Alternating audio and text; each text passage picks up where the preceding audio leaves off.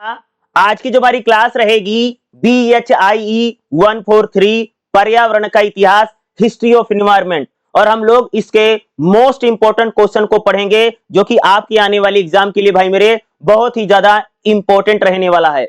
और एक क्वेश्चन भाई आपको एग्जाम में जरूर देखने को मिलेगा कि भारतीय दर्शन में झीलों के बारे में, यानी जल के बारे में और वनों के बारे में बताइए।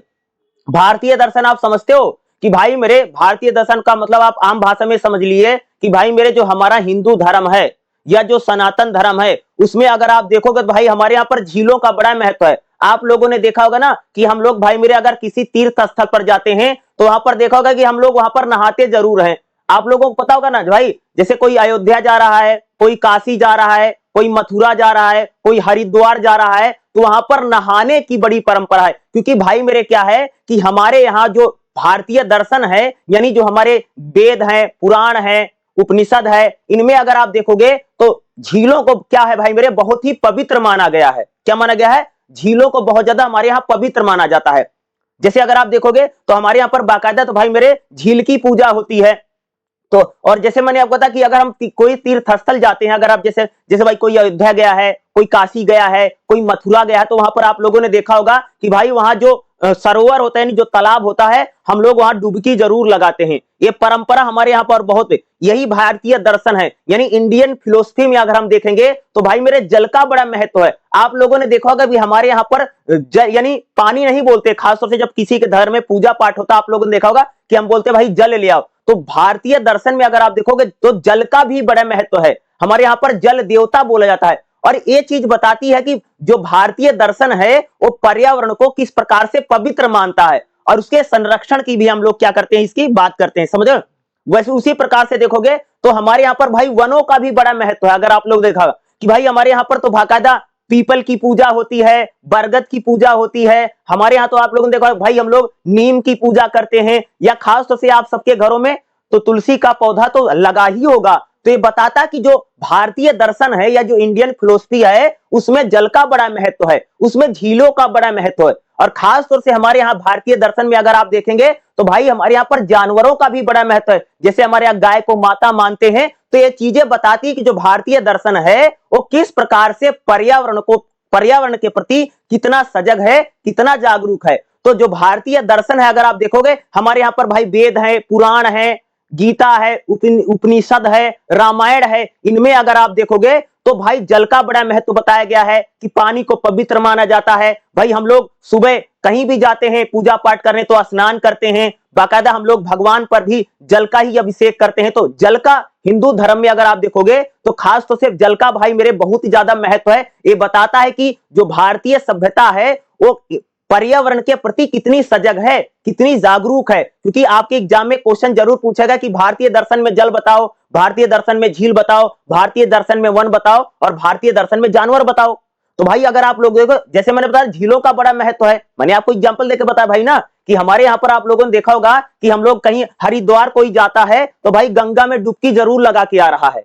इसका मतलब क्या है कि हमारे यहाँ पर जो झील है यानी जो नदियां हैं उनको क्या है भाई मेरे बहुत ही पवित्र माना जाता है। जिसे गंगा को पवित्र माना जाता है, बल्कि हमारे यहाँ तो कह सकते हो भाई मेरे नदियों को मां तक माना गया। तो भारतीय दर्शन जो है कह सकते हो कि पर्यावरण के प्रति कितना सजग है उसको मां मानता है।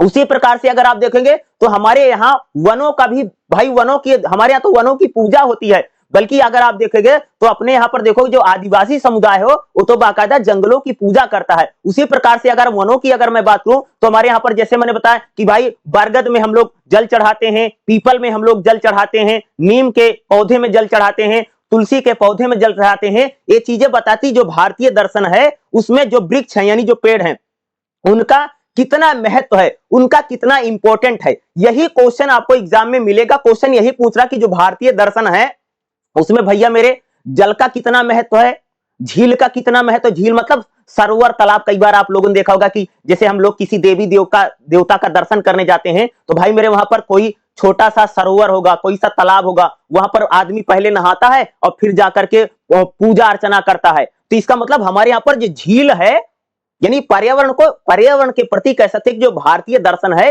वो कितना सजग है कि पर्यावरण को बचाने को लेकर के, यानी भारतीय दर्शन ने क्या किया है कि पर्यावरण को बचा जाए, इसलिए उसको क्या बता दिया भाई, पवित्र बता दिया। हमने जल को पवित्र बताया है, हमारे यहाँ पर झीलें पवित्र हैं, वनों की पूजा होती है, पेड़ की पूजा होती है, और बल्कि जैसे जानवरों की अगर बात करूं भाई अपने यहाँ तो गाय को पूजनीय माना गया। ये चीजें बताती कि जो भारतीय दर्शन है वो पर्यावरण के प्रति कितना सजग है, कितना जागरूक है। आप लिखो, खासतौर समझने की कोशिश करोगे तो एग्जाम में अच्छे से लिख पाएंगे। देखिएगा भारतीय दर्शन भैया क्या भाई मेरे क्या है, प्रकृति केंद्रित है। यानी जो इंडियन फिलोसफी यानी हमारे यहाँ पर जो भारतीय दर्शन है वो क्या भैया, प्रकृति को केंद्र रख करके चलता है। यहां पर मानव को प्रकृति का स्वामी नहीं भाई, जो प्रकृति है वो हमारी, यानी हम लोग प्रकृति के मालिक नहीं हैं, बल्कि प्रकृति का हम एक अंग है, पार्ट है। मनुष्य जो है वो प्रकृति का क्या है, एक पार्ट है। जैसे जल, झील, वन, ये कोई संसाधन नहीं है, बल्कि इनमें भी क्या दार्शनिकता है, इसमें आध्यात्मिक है, और इनमें नैतिकता की मूल्यों की हम लोग क्या करते हैं, बात करते हैं। जैसे भारतीय दर्शन में अगर आप देखेंगे तो जल का बड़ा महत्व है। क्या है भाई मेरे, भारतीय दर्शन में जल यानी पानी का भाई मेरे बहुत महत्व है। अगर आप लोग देखो दार्शनिक नजर से अगर आप देखेंगे तो हमारे यहां पर भाई मेरे पंच महाभूत की बात की जाती है ना, तो जल को जीवन का आधार बना वो बात किया जाता भाई ना कि जो आदमी का शरीर है किन चीजों से बना है, 5 चीजों से मिलकर के बना है, बताया जाता। तो उसमें भाई मेरे अगर आप देखोगे तो जल को क्या है, जीवन का आधार बताया गया है। जल को सृष्टि, पोषण और शुद्धता का प्रतीक माना जाता है। देखते नहीं भाई, हमारे यहाँ पर कोई अपवित्र हो जाता तो क्या करता भाई, स्नान कर लेते हम लोग ना, तो जल को स्नान करने से हम लोग खुद को क्या मानते भाई, शुद्ध मानते कि भाई हम लोग क्या हो गए, शुद्धिकरण हो गया है। इसी में इसका मतलब क्या बताया। उसी प्रकार से आप लोग देखोगे भाई हमारे यहाँ पर जब कोई पूजा उजा होता है तो देखा होगा पंडित जो है उसमें आपके हाथ में जल रखता है और जल की अर्चना करवाता है, भाई यहाँ पानी रखो, यहाँ पानी। तो जल जो है कह सकते हैं कि भारतीय दर्शन में यानी दार्शनिक दृष्टि से कह सकते हैं उसको बहुत शुद्ध माना जाता है, शुद्धिकरण का प्रतीक माना गया है। यानी जीवन जो हम लोगों का जो शरीर बना है उसमें भी क्या है भाई मेरे, जल का बड़ा महत्व है। दूसरा ऋग्वेद की अगर मैं बात करूं, ऋग्वेद में तो भाई मेरे जल को माता के समान बताया गया है। यानी जो ऋग्वेद है, अगर मैं वेदों की बात करूं तो ऋग्वेद क्या मानता भाई, जो जल है वो माता है। जैसे उसमें बोला गया है आपो अहि अष्ट मयो भावनु, यानी जल जीवन दायक है। जल क्या करता भाई, हमको जीवन देता है और सुख समृद्धि प्रदान करने वाला क्या भाई मेरे जल है। तो भारतीय दर्शन कह सकते हो कि जल को माता मानता है, जल को जीवन दायक मानता है, और भाई मेरे हम लोग जल को क्या मानते हैं, सुखदायक। जल ही है जो जीवन का आधार है। ये कौन बता रहा है, ये हमारा दर्शन बता रहा है। इसलिए देखते हैं हम लोग भाई मेरे जल को देवता तक बोलते हैं। देखो ना, जल देवता बोलते हैं भाई, जो पानी से देवता निकलते हैं। आप लोगों ने अगर रामायण सुनी देखी होगी, महाभारत देखी होगी, तो उसमें भाई जल देवता आते हैं जो प्रकट हो जाते हैं। आप लोगों ने देखा होगा, सीरियल में खूब होता है। तो ये बताया जा रहा है कि हम लोग भाई मेरे भारतीय दर्शन में जल को देवता मान रहे। ये बताता है कि पर्यावरण के प्रति हमारा दर्शन कितना सजग है, कितना जागरूक है, हम पर्यावरण के प्रति भाई कितने प्रेमी है उसके कह सकते हो। ठीक है। दूसरा, धार्मिक और आध्यात्मिक महत्व भाई बहुत ज्यादा महत्व है हिंदू धर्म में। अगर आप देखेंगे तो हमारे यहाँ पर जितने संस्कार होते हैं, हमारे यहाँ पर कि भाई किसी बच्चे का जन्म हुआ हो, किसी का शादी हो रहा हो और किसी का मृत्यु हो गया हो, चाहे लड़का पैदा होगा, चाहे बच्चे का विवाह होगा, चाहे मृत्यु होगी, हर जगह भाई मेरे जल का बड़ा महत्व है। जैसे कोई बच्चा पैदा होता है तो भाई हवन करवाते हैं, तो हवन में पंडित जी आते हैं तो भाई जल का अभिषेक करवाते हैं, होता है ना। उसी प्रकार से जब शादी होती है तो वहां पर भी अगर आप देखोगे खास तौर से जो कन्यादान होता है, आपको पता होगा प्रथा है, कन्यादान में क्या भाई जल से ही तो अभिषेक करवाया जाता है। तो अगर आप देखेंगे हमारे यहाँ पर चाहे विवाह संस्कार है, चाहे जन्म का संस्कार है, या किसी की मृत्यु हो जाती है, वहां पर भी आदमी बोलता है, भाई हमारे यहाँ बोलते हैं कि भाई अपने बाप को पानी दिया कि नहीं दिया। तो पानी देना यानी कह सकते हो, चाहे जन्म के समय हम भी पूजा पाठ करते हैं तो उसमें पानी का बड़ा महत्व, जल का बड़ा महत्व है। शादी के समय मंत्रोच्चार में किसका प्रयोग होता है भाई, पानी वानी का तो होता है। लड़की के हाथ में पंडितों भाई पानी रख करके मंत्र पढ़ रहे हैं, तो क्या है, यानी क्या है, विवाह के समय भी जल का क्या है, पानी ग्रहण जैसे बात होती ना। तो ये क्या है, यानी जल का जो महत्व है वो हमारे सभी संस्कारों में है। शादी के समय, मृत्यु के समय, जन्म के समय, जब बच्चा जन्म लेता है उस समय भी पानी का बड़ा महत्व है। दूसरा, अगर आप देखेंगे तो हमारे यहाँ पर भाई मेरे नदियों को तो हम लोगों ने पवित्र माना है। गंगा तो माँ के समान मानी गई, गंगा हो, यमुना हो, सरस्वती हो, इन नदियों को तो हमने देवी के समान माना है। ये बताता है कि भारतीय दर्शन जो है जल को कितना महत्व देता है। अगर आप देखें तो हमारे यहाँ पर भाई मेरे स्नान करना होता नहीं भाई, हमारे यहाँ पर नहाने की देखो भाई, किसी को मंदिर में जाना है तो तुरंत नहा वहा करके जाता है, इसको बोलते भाई शुद्ध हो जाओ, शुद्धिकरण इसको बोला जाता है ना। उसी प्रकार से याचमन करना, जैसे होता नहीं भाई, जैसे मंत्र पढ़ करके तुम्हारे ऊपर अगर मैं जल के छींटे फेंक दूं ना तो भाई तुम शुद्ध हो गई, इसको शुद्धिकरण बोला जाता है। मंत्र जैसे याचमन मंत्र होता है, और जैसे मान लो आप भाई ठंडी का महीना है, ठीक है, और मान लो आप किसी तरह से स्नान नहीं कर पा रहे, नहा नहीं पा रहे हो, तो आपके ऊपर ऐसे मंत्र के उच्चारण करके और आपके ऊपर ऐसे पानी वानी फेंक देना तो माना जाता भाई आप शुद्ध हो गए हैं। क्या होगा? ये शुद्धिकरण का मंत्र है। दूसरा तर्पण, यानी एक जल शुद्धि के साधन है। यानी अगर आप देखेंगे तो भारत में भाई मेरे, यानी हमारे दर्शन में देखोगे तो अध्यात्म में और धर्म में भाई जल का क्या है, बहुत ज्यादा महत्व है, समझ गए। शादी विवाह में, संस्कार में, हर जगह भाई मेरे पानी का बड़ा महत्व है। मृत्यु के समय भी जब अगर आप देखो किसी के घर में डेथ हो गई है, वहां पर भी पानी वानी का बड़ा यूज हो रहा है भाई, समझ रहे हो। वहां पर भी कह सकते हैं जो पूजा पाठ हो रहा, जो कर्म कांड होता, उसमें पानी का बड़ा महत्व है, समझ गए।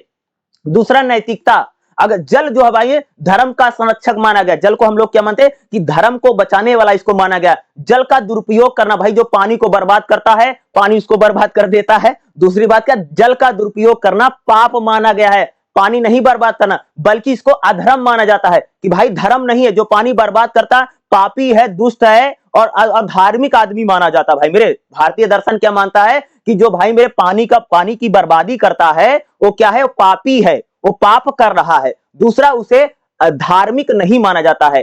खासतौर से जल का नैतिकता और पर्यावरण की दृष्टि से अगर आप देखेंगे तो भाई बहुत ज्यादा महत्व है। अब हम लोग बात करें भाई झीलों की, जैसे झील को लेकर के मैंने एक एग्जांपल बताया तो कि भाई हम लोग चाहे अयोध्या चले जाओ, चाहे काशी चले जाओ, चाहे बनारस चले जाओ, चाहे बद्रीनाथ चले जाओ या हरिद्वार चले जाओ, वहां पर लोग आप लोगों ने देखा होगा कि भाई हर कोई वहां नहा करके दर्शन करने जा रहा है। यानी किसी तीर्थ स्थल पर जाते हैं तो वहां पर स्नान करके यानी नहा करके तब जाकर के भगवान के दर्शन किए जाते हैं। या आप लोगों ने छोटे में अगर आप गांव देहात से आते हैं, वहां पर भी किसी देवी देवता की अगर कभी दर्शन करने गए होंगे तो वहां पर भाई एक छोटा सा तालाब, छोटा सा सरोवर जरूर दिखा होगा कि जहां लोग भाई नहाते हैं और फिर जाकर के फूल माला वाला चढ़ा रहे हैं लोग। इसका मतलब ये बताता कि भाई हमारे यहाँ पर झीलों का, सरोवर का यानी तालाब उलाब का भाई मेरे बड़ा महत्व है और इसका धार्मिक महत्व बहुत ज्यादा है, समझ गए कि वहां नहाना बड़ा बड़ा अच्छा माना जाता है। भाई जैसे हम लोग गंगा हरिद्वार गए तो भाई आदमी गंगा में जाकर के डुबकी लगा रहा है और फिर जाकर के हरिद्वार में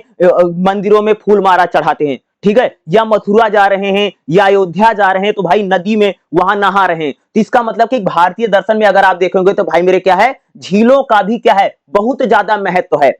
झीलों को, झील यानी जो झील होती, जो सरोवर होता है, खास तौर से हमारा धार्मिक और महत्व बहुत है। जैसे तपोवन और साधन स्थल रहे, जैसे पुष्कर सरोवर है, मान सरोवर है, बिंदु सरोवर है, इनको भाई धार्मिक दृष्टि से क्या भाई मेरे बहुत पवित्र माना गया है।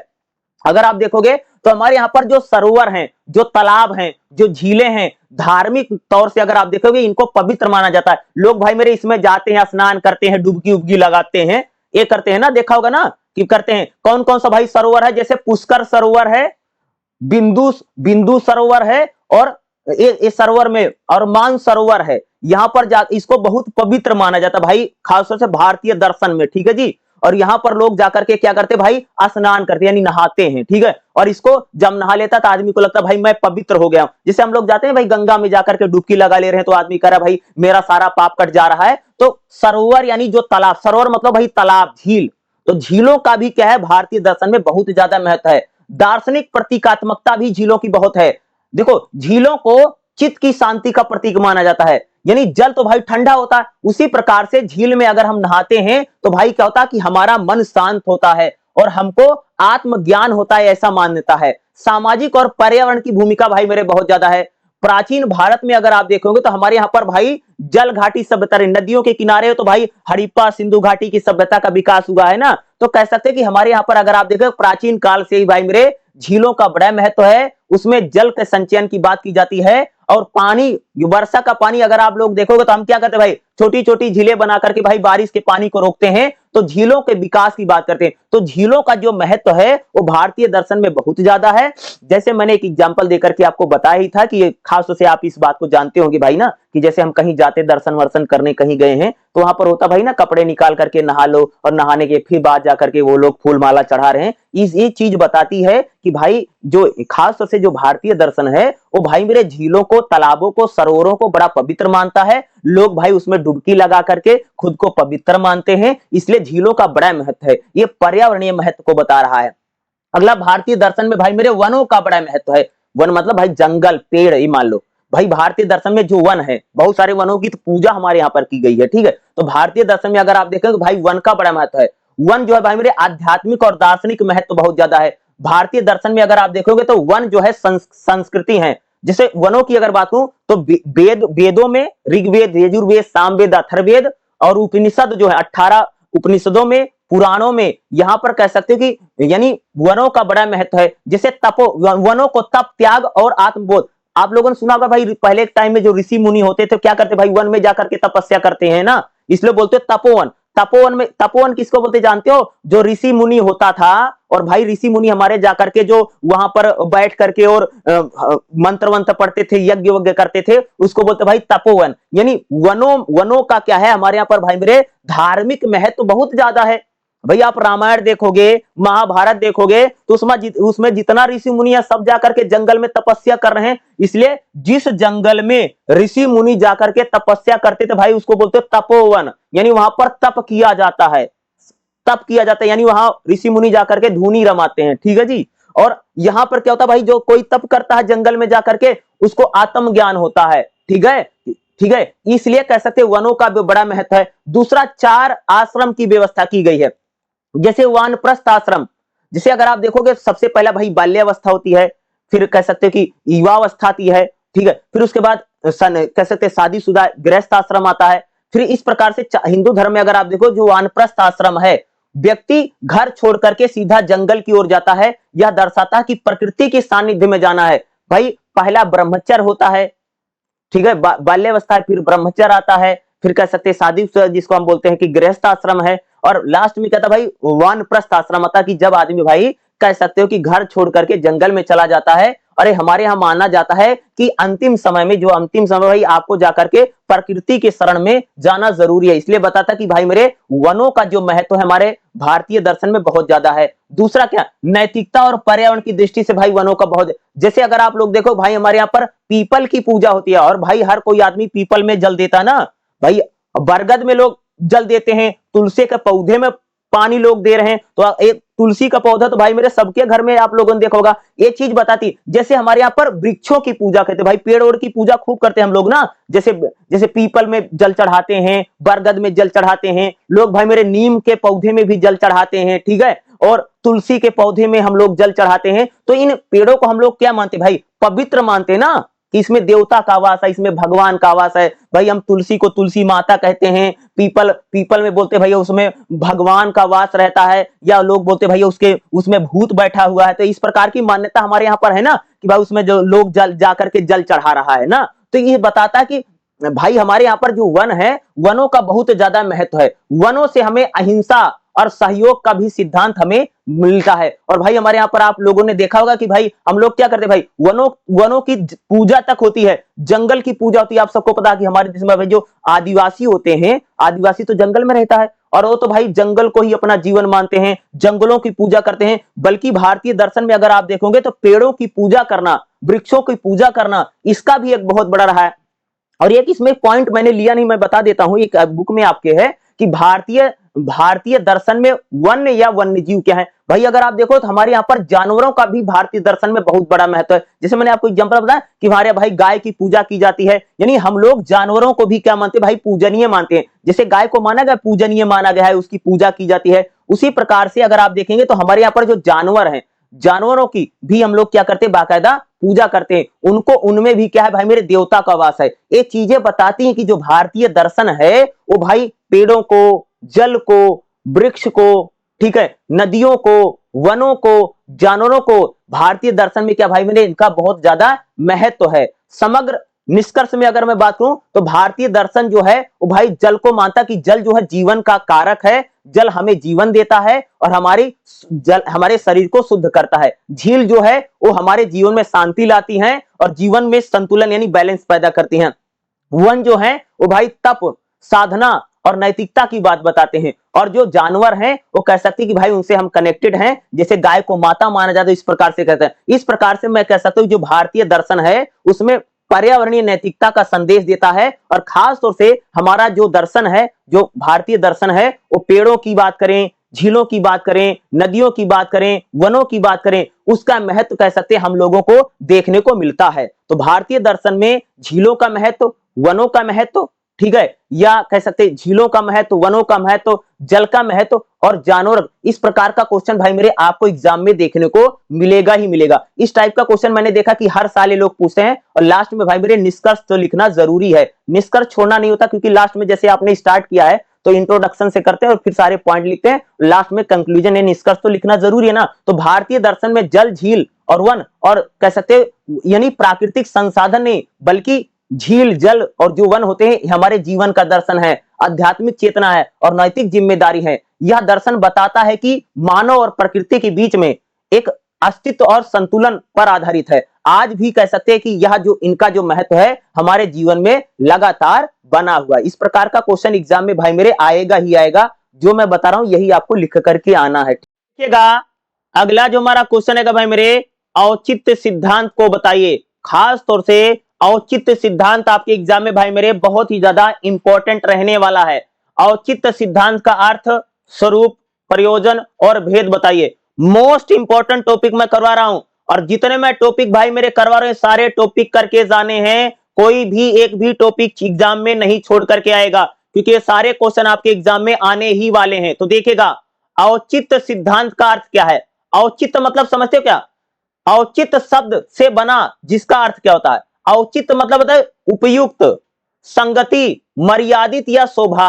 औचित्य का मतलब समझते हो कि भाई कोई चीज जो है कोई चीज मर्यादा में है, कोई चीज शोभा में है या कोई चीज संगति उपयुक्त है, उसी को बोलते हैं भाई मेरे औचित्य।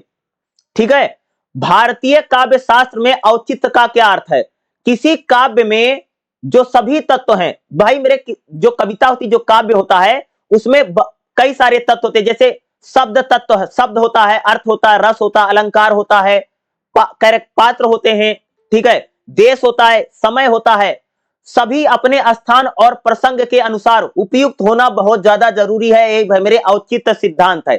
यानी भाई मेरे किसी काव्य में, किसी कविता में, किसी नाटक में, किसी कविता काव्य नाटक में जो शब्द है, जो अर्थ है, जो रस है, जो अलंकार है, जो उसमें कैरेक्टर है, जो नायक नायिका है, जो उसमें समय है, वो सभी भाई मेरे अपने स्थान और अपने प्रसंग के अनुसार बिल्कुल सही, सटीक और उपयुक्त होना ही चाहिए। यही औचित्य सिद्धांत बताता है। आचार्य क्षमेंद्र को औचित्य सिद्धांत का प्रमुख प्रवर्तक माना जाता। किसको भाई मेरे? आचार्य जो क्षमेंद्र हैं उनको कह सकते कि जो औचित्य सिद्धांत है इनका प्रमुख प्रवर्तक माना गया है। औचित्य का यानी जो औचित्य है उसको, औचित्य भाई मेरे किसी कविता के या किसी काव्य की क्या कर देते हैं? शोभा को बढ़ा देते हैं या उसमें चार चांद लगा देते हैं। औचित्य काव्य की शोभा को बढ़ाते हैं। शोभा मतलब सुंदरता। किसी कविता, कहानी, नाटक, उपन्यास की शोभा कौन बढ़ाते भाई मेरे? औचित्य। यानी किसी कविता, कहानी, नाटक में जो समय, जो शब्द हैं, जो अर्थ हैं, जो अलंकार हैं, जो भाव हैं, जो देश हैं, जो नायक नायिका हैं, जो कहानी है, वो सभी स्थान और प्रसंग के अनुसार बिल्कुल सटीक और उपयुक्त होना चाहिए। यही है भाई मेरे औचित्य सिद्धांत। और औचित्य सिद्धांत का समर्थक कौन है भाई मेरे? आचार्य क्षमेंद्र हैं, जिन्होंने कह सकते औचित्य को ही काव्य की शोभा कहा है। औचित्य का सिद्धांत क्या है? औचित्य सिद्धांत का स्वरूप निम्न प्रकार से है। औचित्य क्या है? सर्वव्यापक सिद्धांत है। औचित्य कविता काव्य के प्रत्येक अंग से संबंधित है। भाई कविता में जो रस है, जो अलंकार है, जो भाव है, जो गीत है, जो भाषा है, सभी का जो औचित्य होना बहुत ज्यादा जरूरी है। सभी जो है वो उसके सार्वभौमिक सिद्धांत है औचित्य का सिद्धांत। दूसरा, रस का संरक्षण करता है। औचित्य सिद्धांत बताता किसी कविता में जो प्रेम है, जो वियोग है, जो हास्य है, वो बिल्कुल सही और सटीक होना चाहिए। ये औचित्य सिद्धांत बताता है। औचित्य सिद्धांत कह सकते हैं किसी कविता में रस का संरक्षण करता है। औचित्य सिद्धांत यानी भाई मेरे किसी कविता में, जैसे मान लो भाई किसी काव्य कविता या नाटक में भाई प्रेम है या वियोग है या दुख है, दर्द है, वो कितना सही और सटीक है, इसको कौन बताता भाई मेरे? औचित्य का सिद्धांत बतलाता है। औचित्य हमको बताता कि मर्यादा और संतुलन को बताता है। औचित्य हमें भाई मेरे, जैसे भाई कई बार होगा कि कोई कवि अपनी बात को बहुत बढ़ा चढ़ा के लिख रहा है, तो औचित्य सिद्धांत बताएगा कि भाई मेरे आपको संतुलित लिखना है, आपको एक प्रकार से बैलेंस बना के चलना है। देखो जैसे मान लीजिए कोई कवि है, वो प्रेम की कविता लिख रहा है, तो भाई और दुख प्रेम और दुख दोनों है, तो औचित्य सिद्धांत बताता कि संतुलन बनाना बहुत ज्यादा जरूरी है। औचित्य सिद्धांत हमें विसंगति और बुराइयों से भी बचाता है। कई बार कोई कवि या कोई लेखक बहुत ज्यादा अश्लील बातें ना लिख दे या गलत बातें ना लिख दे, तो औचित्य सिद्धांत हमको बताता कि आपको भैया मर्यादा में रह करके, जैसे मान लीजिए कोई राधा कृष्ण के प्रेम को लिख रहा है, तो उसको अपनी मर्यादा में रह करके, क्योंकि मर्यादा में रह करके लिखना है, अपनी लिमिटेशन में, अपनी सीमा में रह करके लिखना है। औचित्य सिद्धांत यही बताता है। यानी औचित्य सिद्धांत हमको बताता है कि भाई किसी चीज को बहुत बढ़ा चढ़ा के नहीं लिखना है, बल्कि उसको किस में लिखना भाई मेरे? बहुत ज्यादा लिमिट में लिखना है। औचित्य सिद्धांत हमको बताता है कि हमें बुराइयों से क्या करना भाई मेरे? बचाव करता है। कि किसी कविता कहानी उपन्यास को लिख रहे हो तो उसमें कोई गलत बात मत लिखो, कोई झूठी बात मत लिखो। तो औचित्य सिद्धांत क्या करता कि हमें मर्यादा और संतुलन को बताता कि हमें बैलेंस करके चलना है। औचित्य जो सिद्धांत है समन्वय है। औचित्य सिद्धांत भाई मेरे शब्द, किसी कविता या किसी कहानी किसी नाटक में जो शब्द हैं, जो अर्थ हैं, जो अलंकार हैं, जो गुण हैं, इनमें सामंजस्य यानी इसमें तालमेल बिठाने में औचित्य सिद्धांत का बड़ा समन्वय है। भाई जो औचित्य सिद्धांत है किसी कविता, किसी काव्य, किसी उपन्यास में शब्द में, अर्थ में, अलंकार में, छंद में, गुण में तालमेल बिठाने में औचित्य सिद्धांत का सबसे बड़ा योगदान होता है।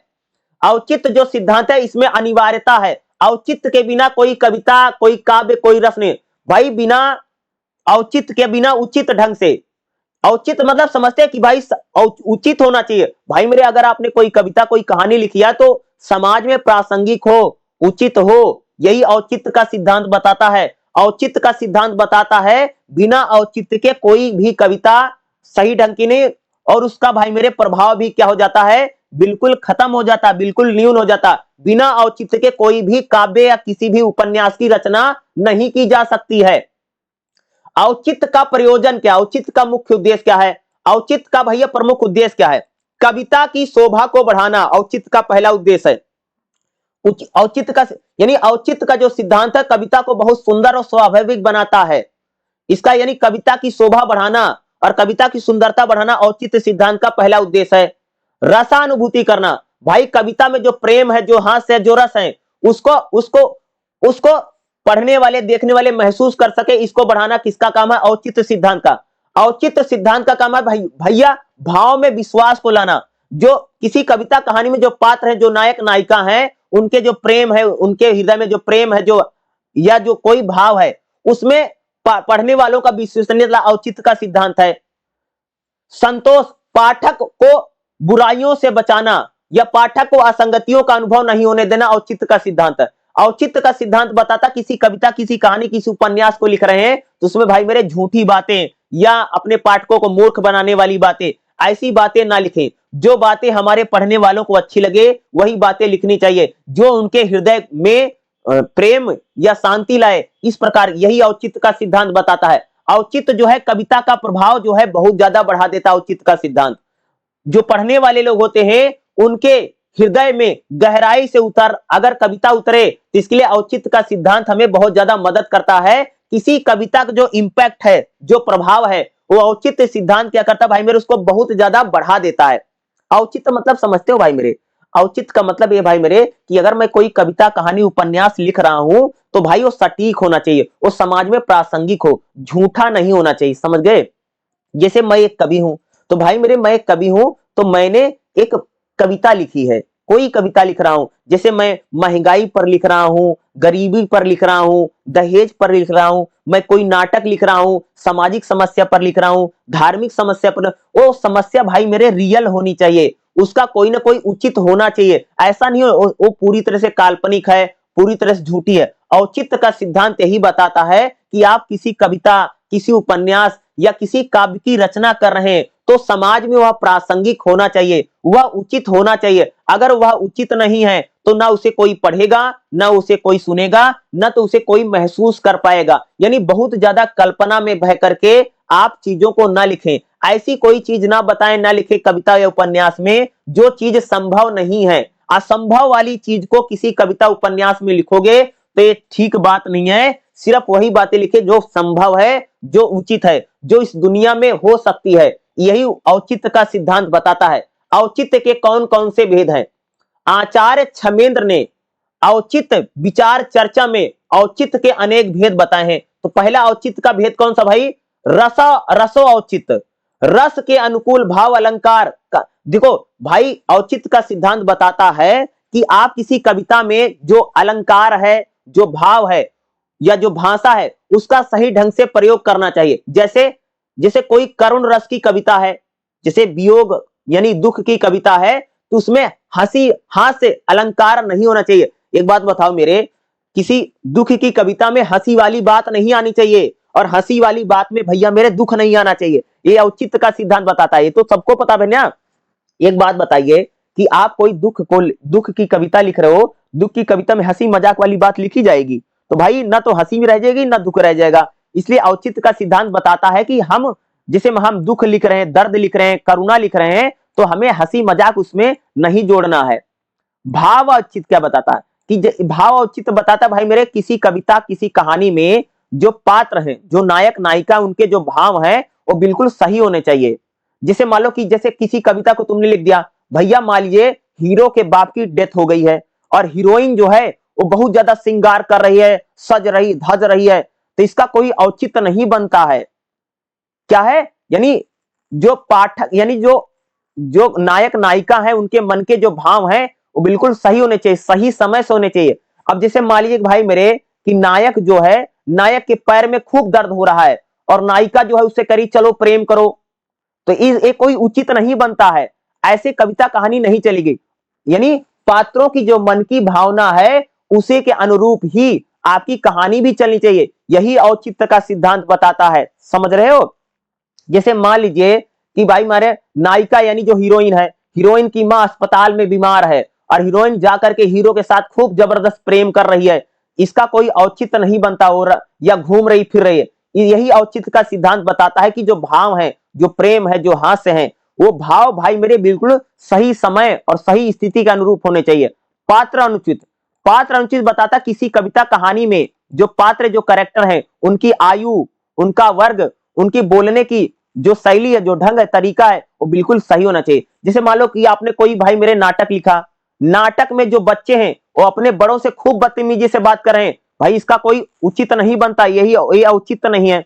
जैसे भाई मान लीजिए कि मैं कोई कविता लिख रहा हूं या मैंने एक नाटक लिखा, मैंने अपने नाटक में लिख दिया भाई मेरे कि जो छोटे छोटे बच्चे हैं वो अपने दादा दादी से बदतमीजी से बात करते हैं, तो इसका मतलब क्या है कि यह कोई उचित बात नहीं है, ऐसा आचरण गलत है और इस प्रकार से नहीं लिखना चाहिए। ये औचित्य बताता है कि भाई जैसे मान लीजिए कि आप किसी कविता को लिख रहे हैं, उसमें भाई मेरे 60 साल का आदमी जो है वो खूब प्रेमी बना हुआ है और कह सकते लैला मजनू बना हुआ है, इसको कोई उचित बात नहीं है। तो जैसे हमारे पात्र हैं, किसी कविता कहानी के जो पात्र हैं उनका व्यवहार भी उसी के अनुरूप होना चाहिए। अब जैसे मान लो किसी कविता कहानी में जो बूढ़ा व्यक्ति है और बच्चों के जैसा व्यवहार करेगा तो कोई उचित बात नहीं है। औचित्य का सिद्धांत यही बताता है कि जो पात्र, जो कैरेक्टर हैं, वो अपनी एज के अनुसार, वर्ग के अनुसार, उसी के अनुसार अपना आचरण करें।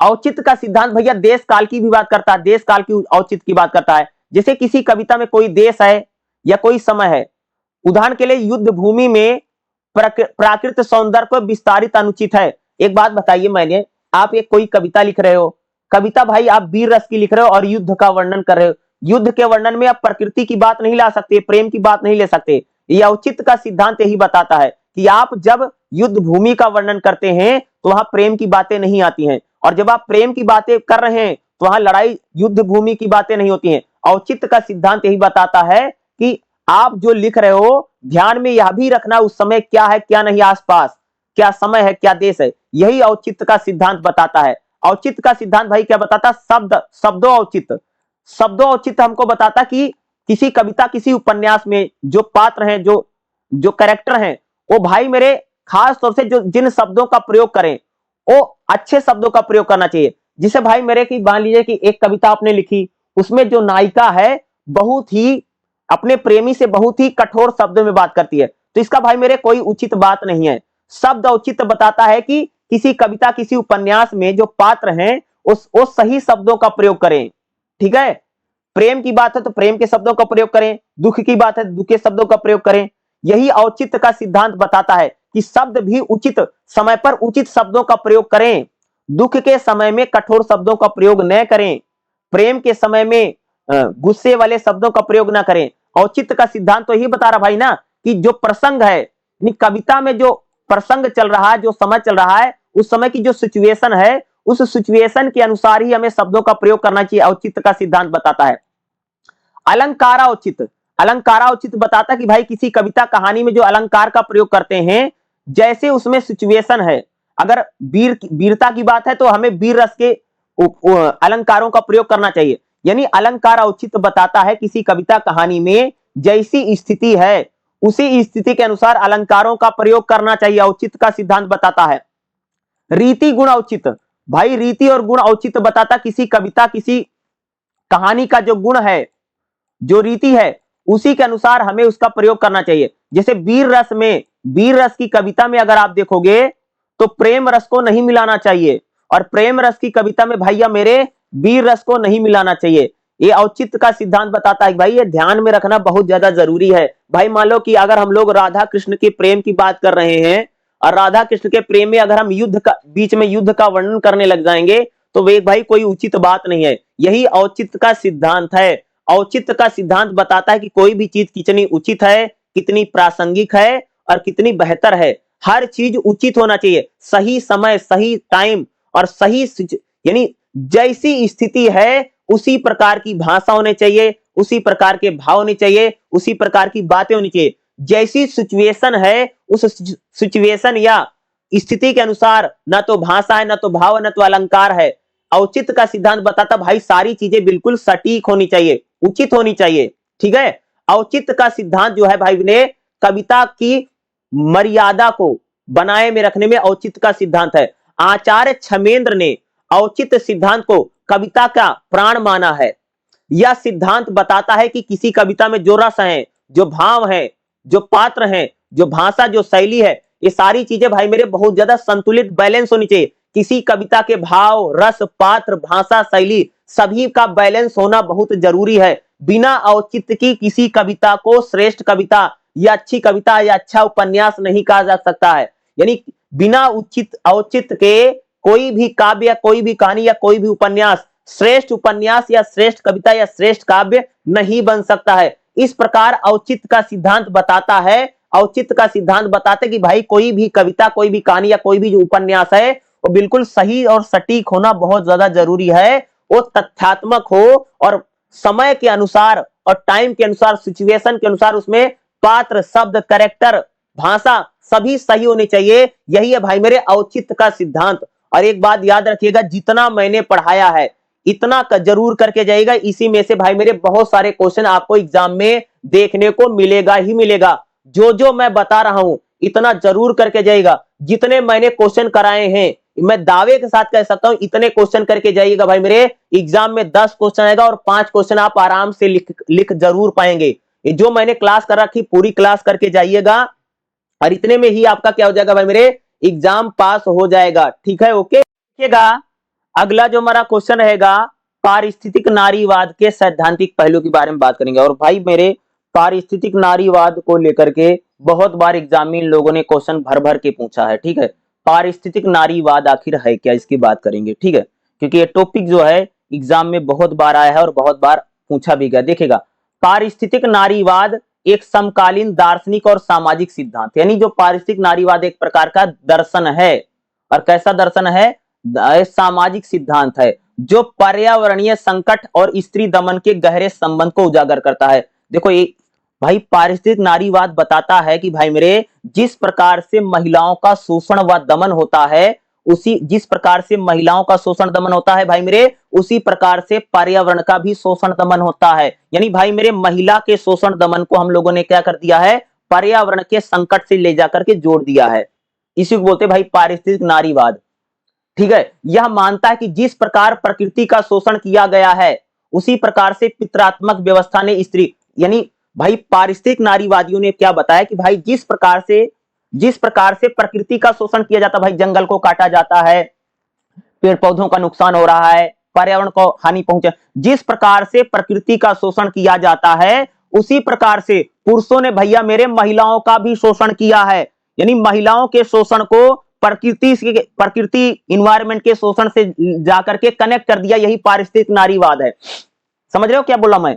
प्रकृति जैसे यह माना जाता है कि भाई मेरे मनुष्य जो है प्रकृति का शोषण करता है, पेड़ों को काटता है, जंगलों को काटता है, वायु प्रदूषण करता है, ध्वनि प्रदूषण करता है। ये मान्यता है कि भाई हम लोग क्या करते हैं, प्रकृति का शोषण करते हैं। उसी प्रकार से पुरुषों ने, उसी प्रकार से पितृसत्ता ने, यानी क्या कह रहे हैं, उसी प्रकार से पितृसत्ता जो व्यवस्था थी उसने महिलाओं का भी शोषण किया है। इसी को कहा जाता है भाई मेरे पारिस्थितिक नारीवाद। पारिस्थितिक नारीवाद की अवधारणा क्या है भैया? ये पारिस्थितिक नारीवाद का सिद्धांत किसने दिया है? तो 1974 में सर्वप्रथम एक फ्रांसीसी विचारक थे, फ्रांस का एक आदमी था, उसने भाई कह सकते इस सिद्धांत को दिया है। पारिस्थितिक नारीवाद की जो अवधारणा है 1974 में फ्रांस के एक विचारक, ठीक है, उसने इस सिद्धांत को दिया है और उसने कहा स्त्री और प्रकृति दोनों का जो भैया मेरे शोषण दमन हो रहा है इसका स्ट्रक्चर एक जैसा है। जैसे हमारे समाज में प्रकृति का शोषण किया जाता है, ठीक है, जिस प्रकार से प्रकृति का शोषण होता है उसी प्रकार से भैया कह सकते हैं हमारे यहां पर स्त्रियों का भी शोषण दमन होता है। यह 1974 में एक सिद्धांत आया, ठीक है, और फ्रांसीसी विचारक ने भाई इस बात को कहा, ठीक है, कि महिला के शोषण को इन लोगों ने क्या किया, इन्वायरमेंट पर्यावरणीय शोषण से ले जाकर के इन लोगों ने इसको कनेक्ट कर दिया। देखेगा पारिस्थितिक नारीवाद का सिद्धांत क्या है, देखेगा, देखो पारिस्थितिक नारीवाद मानता है भाई मेरे पितृसत्ता की आलोचना करता पारिस्थितिक नारीवाद। यानी पारिस्थितिक नारीवादी बोलते भैया ये जो समाज में पुरुष है भैया पुरुषों का वर्चस्व नहीं होना चाहिए। पारिस्थितिक नारीवाद कहता है कि भाई जो घर का मुखिया जो पुरुष बना हुआ इसका विरोध करता है और जो सारी पावर है वो भैया मेरे पुरुषों के हाथ में है। पारिस्थितिक नारीवादी मानते हैं कि भाई जो घर का मुखिया है वो पुरुष है, पुरुषों के हाथ में सारी पावर है, पुरुषों के हाथ में ही सारी शक्तियां हैं, इसकी आलोचना करता है यानी बुराई करता है। पारिस्थितिक नारीवाद जो है पितृसत्ता समाज को प्रकृति का विरोधी मानता है। पारिस्थितिक नारीवादी मानते हैं कि भाई मेरे जिस प्रकार से पितृसत्ता पुरुषों के समाज ने महिलाओं का शोषण किया है, जो पितृसत्ता है प्रकृति का भी विरोधी है। पुरुष जो है वो प्रकृति का भी विरोधी है और महिला का भी विरोधी है। क्या बोल रहे हैं भाई मेरे? जो पुरुष है वो महिला का भी विरोधी है और प्रकृति का भी विरोधी है। ठीक है, प्रकृति संसाधन है। जिस प्रकार से हम लोग प्रकृति को संसाधन मानते उसका यूज करते हैं, उसी प्रकार से भैया जो पुरुष है वो स्त्री को भी भोग की वस्तु मानता है। यानी जो पुरुष है वो भाई मेरे प्रकृति को भी भोगता है और महिला को भी भोगता है। तो पुरुष की जो मेंटेलिटी है, जो मानसिकता है, वो प्रकृति का भी शोषण कर रही है भाई मेरे और महिला का भी शोषण कर रही है। पुरुषवादी जो समाज है वो प्रकृति का भी शोषण दमन कर रहा है और भाई मेरे उसी प्रकार से पुरुषवादी जो समाज है वो महिला का भी शोषण दमन करता है। यह माना जाता कि पुरुष स्त्री, संस्कृति प्रकृति, तर्क भावना, स्त्री प्रकृति दोनों में निम्नतर ठहराया जाता है। यानी जो पुरुषवादी समाज है वो प्रकृति के साथ जैसे प्रकृति का शोषण करता है उसी प्रकार से महिला का भी शोषण हो रहा है। और जब तक भाई मेरे समाज में ये पुरुष प्रधान समाज रहेगा तब तक प्रकृति और महिला दोनों का शोषण होता रहेगा भैया। ये नहीं, इस आदमी ने क्या किया कि भाई मेरे कह सकते, इसने बताया कि जिस पुरुषवादी समाज ने महिलाओं का शोषण किया है और वही पुरुषवादी जो समाज है वो प्रकृति का यानी नेचर का भी, पेड़ पौधों का, झील जंगल नदी तालाब पहाड़ का भी शोषण कर रहा है। दोनों को ले जाकर के इसने मिला दिया। यही है पारिस्थितिक नारीवाद। द्वैतवाद क्या है, इसकी आलोचना इन लोगों ने, पारिस्थितिक नारीवाद जो दर्शन है इसको कई लोगों ने मना भी किया है।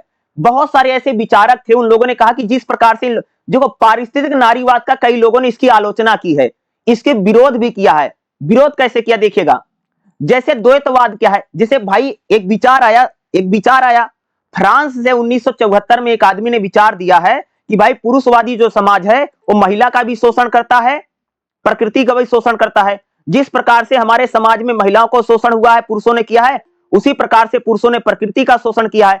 तो इसके विरोध में एक सिद्धांत आया है, उसने बताया द्वैतवाद है, स्त्री और पुरुष, स्त्रियों को कमजोर माना जाता है, प्रकृति जो है प्रकृति का भी शोषण माना किया जाता, कमजोर माना जाता है।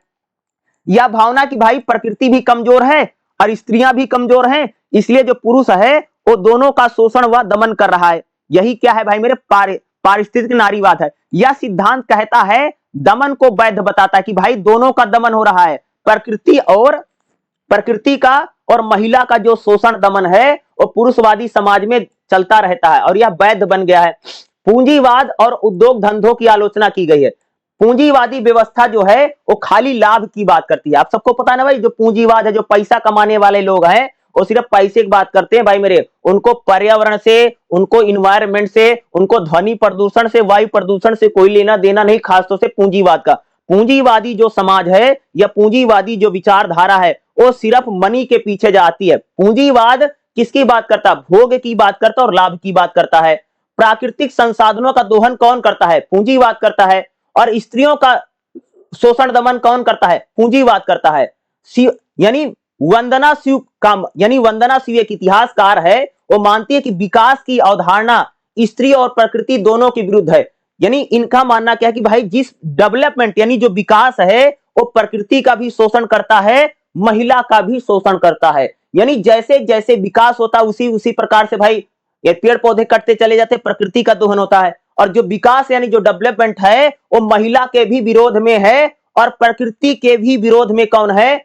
डेवलपमेंट। यानी पर्यावरण जो है महिला और प्रकृति का दोनों का शोषण करता है। कौन मानता है भाई? वंदना शिवा मानता। जैसे इन लोगों ने कहा कि ज्ञान की वैकल्पिक दृष्टि इन्होंने क्या बताया, देखो पारिस्थितिक जो नारीवाद है स्थानीय लोकल लेवल पर, पारंपरिक और स्त्री केंद्रित ज्ञान की बात करता है। जैसे हम लोगों को भाई बीज का संरक्षण करना चाहिए, यानी पारिस्थितिक नारीवादी कहते हैं भाई हमें बीज का संरक्षण करो, जल का संरक्षण करो और जो वन है उनको हमें बचाना चाहिए। ये एक वैज्ञानिक तकनीक है जिससे एकाधिकार की बात करते हैं। यानी कहने का मतलब है कि स्त्री के ज्ञान को बचाना जरूरी है, जैसे स्त्रियों को बचाना जरूरी है उसी प्रकार से जल को, पेड़ों को, पौधों को, इनको भी बचाना भाई मेरे क्या है? बहुत ज्यादा जरूरी है। जिस प्रकार से हमारे समाज में महिलाओं का शोषण है उसी प्रकार से प्रकृति का भी भाई मेरे शोषण दमन हो रहा है और प्रकृति को भी बचाना जरूरी है भाई मेरे। उसी प्रकार से महिलाओं के भी शोषण दमन को बचाना क्या है?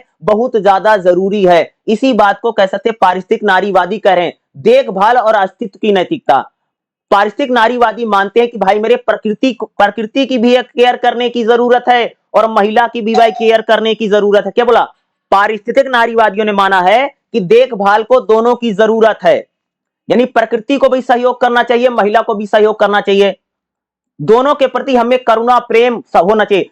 हम लोगों के मन में प्रकृति को लेकर के प्रेम, समर्पण, करुणा होनी चाहिए और महिलाओं को लेकर के भी हमारे मन में प्रेम, करुणा, सहयोग होना चाहिए। दोनों को हमें क्या करना? सपोर्ट करना है। यही नैतिक मूल्य है पारिस्थितिक नारीवाद को लेकर के।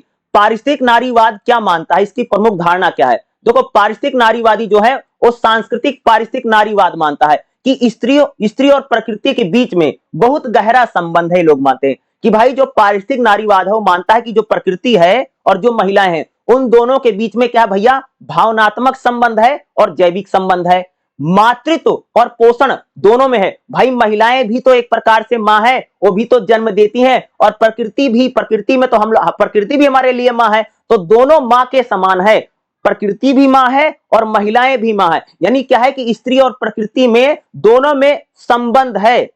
दूसरा, समाजवादी और भौतिकवादी पारिस्थितिक नारीवादी क्या मानते हैं? देखो जिस प्रकार से स्त्री का शोषण दमन हुआ है उसी प्रकार से हमारे यहां पर भाई पर्यावरण का भी शोषण दमन हो रहा है। पूंजीवाद जो है भाई, जो पूंजीवादी लोग, जो पैसा कमाने लोग हैं, वो स्त्री का भी शोषण करता है और हमारे पर्यावरण का भी शोषण करता है। जो साम्राज्यवाद है, साम्राज्यवादी जो विचारधारा है, महिलाओं का भी शोषण करती है और पर्यावरण का भी शोषण करती है। कौन मानता है? पारिस्थितिक नारीवादी मानते हैं कि भाई स्त्रियों का दमन हमारे समाज में लंबे समय से रहा है, वही शोषण व दमन क्या है भाई, प्रकृति का भी रहा है, यही पारिस्थितिक नारीवादी मानते हैं। उदारवादी नारीवादी क्या मानते हैं भाई, जैसे महिलाओं के लिए शिक्षा की जरूरत है, रोजगार की जरूरत है, उनके लिए कानून की जरूरत है, महिलाओं को बराबर माना जाए, उसी प्रकार से पर्यावरण में भी हमें भागीदारी करने की जरूरत है। पर्यावरण को भी हमारे लिए बचाना बहुत ज्यादा जरूरी है। महिलाओं की तरक्की के साथ साथ पर्यावरण का संरक्षण भी हमारे लिए क्या है, बहुत ज्यादा जरूरी है। ये उदारवादी नारीवादी मानते हैं। उदारवादी जो नारीवादी पारिस्थितिकवाद वो मानता है। पारिस्थितिक नारीवाद और भारतीय संदर्भ क्या है, देखो अगर आप लोग देखोगे तो भाई हमारे यहाँ पर अगर आप लोग देखोगे ना, जैसे चिपको आंदोलन हुआ है, नर्मदा बचाओ आंदोलन हुआ, भाई चिपको आंदोलन में खास तौर से महिलाएं पेड़ों से जाकर के चिपक गई थी ना। भाई चिपको आंदोलन इंपॉर्टेंट टॉपिक है, पेपर में आएगा, जरूर याद रखिएगा, चिपको आंदोलन पढ़ के जरूर जाना। भाई चिपको आंदोलन क्या है, तो चिपको आंदोलन क्या था भाई, अंग्रेजों की सरकार जो थी वो भाई मेरे पेड़ काटने लग गई थी, तो कह सकते कि महिलाएं जो हैं वो जाकर के पेड़ों से चिपक गई थी कि हम अपने पेड़ों को कटने नहीं देंगे। जो ये आंदोलन चला था, जो लोग जाकर के खासतौर से इसमें महिलाओं ने बड़ी संख्या में भाग लिया था, वो चिपको आंदोलन है, जिसमें कह सकते हो विजय बहुगुणा या सुंदरलाल बहुगुणा जैसे लोगों ने कह सकते इसमें भाग लिया और पेड़ों से चिपक करके महिलाओं ने संदेश दिया कि हम पेड़ों को कटने नहीं देंगे, क्योंकि अंग्रेज जो थे पेड़ को काटना चाहते थे, तो महिलाओं ने जा जाकर के पेड़ों से चिपक गई और पेड़ों से चिपकना यानी उसको पेड़ को ना कटने देना ही उसका नाम क्या पड़ेगा भाई, चिपको आंदोलन। और चिपको आंदोलन में भी अगर आप देखेंगे तो बड़ी संख्या में महिलाओं ने भाग लिया।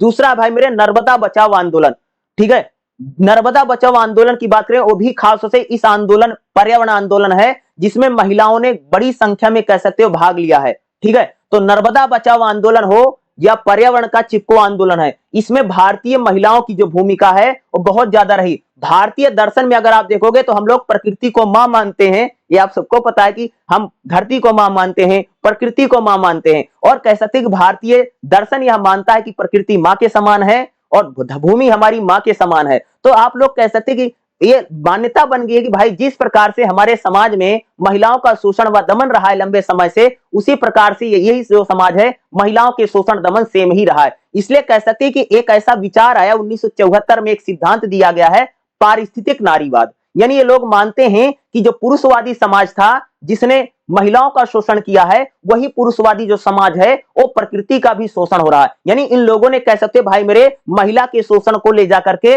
प्रकृति के शोषण से जाकर के जोड़ दिया है। यानी महिला और प्रकृति को दोनों को क्या मानते, दोनों मजबूर हैं और दोनों का शोषण जो है यह समाज करता रहा है। यही है भाई मेरे पारिस्थितिक नारीवाद।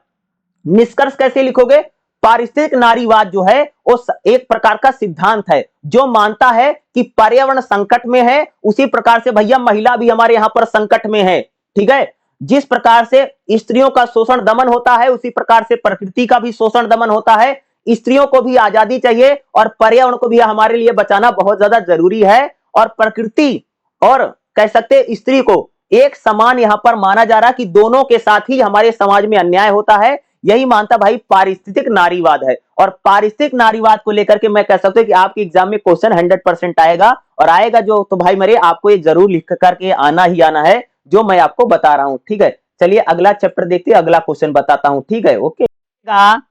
अगला जो हमारा क्वेश्चन है भाई मेरे बहुत ही ज्यादा मोस्ट इंपोर्टेंट क्वेश्चन है और आपको एग्जाम में देखने को मिल सकता है। क्वेश्चन हमारा रहेगा भाई मेरे, पारिस्थितिक साम्राज्यवाद हरित साम्राज्यवाद क्या है। यहां पर भाई मेरे एक शब्द आया साम्राज्यवाद, ठीक है। पहले तो हम साम्राज्यवाद की बात करते हैं। भाई साम्राज्यवाद मतलब आप समझते हो कि जब किसी देश को गुलाम बना लिया जाता है या जब उस पर कब्जा कर लिया जाता है, उसी को भाई मेरा बोला जाता साम्राज्यवाद। जैसे आप सबको पता होगा कि भारत जो है लंबे समय तक यानी ब्रिटेन के गुलाम रहा, ब्रिटेन का साम्राज्यवाद रहा, ठीक है। ये भारत भी अगर आप देखो तो हम लोग किसके रहे भाई गुलाम, ब्रिटेन के गुलाम रहे या इंग्लैंड के गुलाम रहे। तो भारत भी आप लोगों ने देखा कि खास तौर से लंबे समय तक लगभग 200 वर्षों तक अगर आप देखेंगे तो अंग्रेजों का गुलाम रहे, ठीक है। और पारिस्थितिक शब्द क्या है, जैसे एक एग्जांपल बताऊं आप सबको, जैसे भाई मान लीजिए कि अंग्रेजों ने भारत को गुलाम बनाया, ठीक है, और अंग्रेज जो थे भाई मेरे हमारे यहां पर पेड़ों का, झीलों का, जंगलों का उनको खूब काटते थे, लकड़ियां उकड़ियां खूब निकालते थे और उनको यानी पेड़ों का दोहन करते थे, उनको काटते थे और उनको इंग्लैंड ले जा रहे थे। यानी अंग्रेजों ने भारत को गुलाम बना करके जिस प्रकार से हमारे जंगलों का सफाया किया, हमारे पेड़ों का सफाया किया, हमारे यहां पर प्राकृतिक संसाधनों का दोहन किया, यही पारिस्थितिक साम्राज्यवाद है। पारिस्थितिक साम्राज्यवाद का मतलब होता है कि जब कोई देश, याद रखना क्या बोला, जब कोई देश किसी देश को गुलाम बना लेता है और जिस देश को गुलाम बना लेता है वहां के प्राकृतिक संसाधनों का जब देश शोषण करने लग जाता है, इसी को भाई मेरे कहा जाता है पारिस्थितिक साम्राज्यवाद। इसी को हम लोग को बोलते हैं भाई मेरे हरित साम्राज्यवाद। एग्जाम्पल फॉर एक दूसरा एग्जाम्पल देता हूं, ध्यान दीजिएगा। जैसे आप सबको पता होगा कि चाइना, सबको पता है भाई मेरे, जो चाइना है, जो चीन है, चीन के संबंध जो है पाकिस्तान के साथ बहुत अच्छे हैं।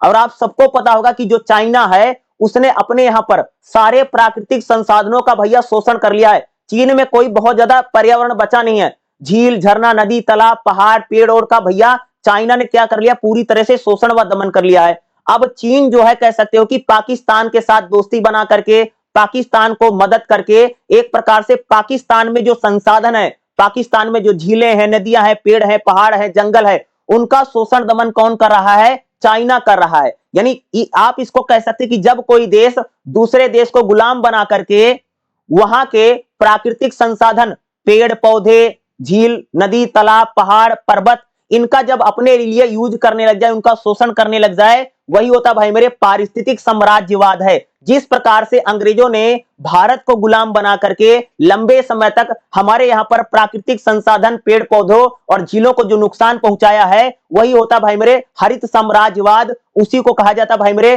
पारिस्थितिक साम्राज्यवाद। दोनों का मतलब एक ही है, ठीक है। देखेगा, पारिस्थितिक साम्राज्यवाद जिसे हम लोग हरित साम्राज्यवाद भी कहते हैं, दोनों का मतलब वो शब्द सेम है। एग्जाम में चाहे आपसे पारिस्थितिक साम्राज्यवाद बोलेगा या हरित साम्राज्यवाद बोलेगा, दोनों का मतलब भाई मेरे सेम है।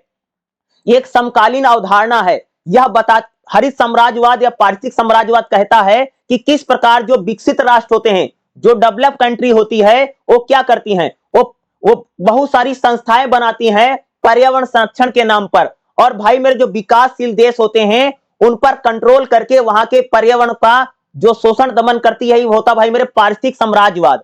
पारिस्थितिक साम्राज्यवाद का मतलब क्या है, पारिस्थितिक साम्राज्यवाद का मतलब क्या होता है, देखेगा, पर्यावरण की चिंता को साधन बना करके, जैसे भाई अगर आप लोगों ने देखा होगा ना, जैसे हमारे देश, दुनिया में बड़े बड़े, जैसे भाई अमेरिका है, चीन है, जापान है, ये बड़े बड़े, इंग्लैंड है, ये जो बड़े बड़े देश होते हैं ना, ये कहते भाई पर्यावरण खराब हो रहा है। ये लोग पर्यावरण को बचाने के चक्कर में, जो शक्तिशाली देश होते हैं ना, एक कमजोर देश, जो कमजोर देश होते हैं, जो गरीब देश होते हैं, उनके प्राकृतिक संसाधनों पर अपना कंट्रोल कर लेते हैं और उनके प्राकृतिक संसाधनों का जो यूज करते हैं, यही पारिस्थितिक साम्राज्यवाद है। जैसे अगर मैं एग्जांपल बताऊं, जैसे भाई, जैसे अमेरिका है, जापान है, या कह सकते हो कि भाई रूस है, ये बहुत बड़े देश हैं।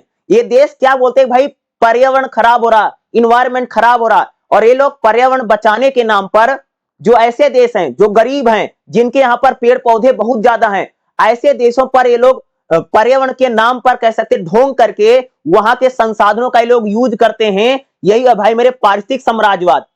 यानी बड़े बड़े जो देश होते हैं, एक प्रकार का ढोंगी लोग हैं, ये ढोंग करके पर्यावरण बचाने के नाम पर और जैव विविधता के नाम पर, जो छोटे देश होते हैं, जो कमजोर देश होते हैं, वहां के संसाधनों का ये लोग क्या करते हैं, प्रयोग करते हैं, यूज करते हैं, उनका शोषण दमन करते हैं। यही है भाई मेरे पारिस्थितिक साम्राज्यवाद, ये है भाई मेरे हरित साम्राज्यवाद। हरित साम्राज्यवाद के प्रमुख सिद्धांत कौन है, पर्यावरण संरक्षण के नाम और विकास का द्वंद्व। जो भाई मेरे हरित साम्राज्यवाद में क्या होता है कि जो विकसित देश होते हैं, जो खास तौर से अगर आप लोग देखो भाई, एक बात याद रखना, जैसे अमेरिका है, चाइना है, जापान है, ब्रिटेन है, भाई इन देशों ने क्या किया, अपने देश में बड़े बड़े उद्योग धंधे लगाए और इन लोगों ने अपने यहां पर कह सकते प्राकृतिक संसाधनों का पूरा शोषण व दमन कर दिया। जब कह सकते अमेरिका ने, जापान ने, इंग्लैंड ने या चाइना ने अपने यहां के, तो भैया मेरे इन्होंने प्राकृतिक संसाधन पूरी तरह से खत्म कर दिया।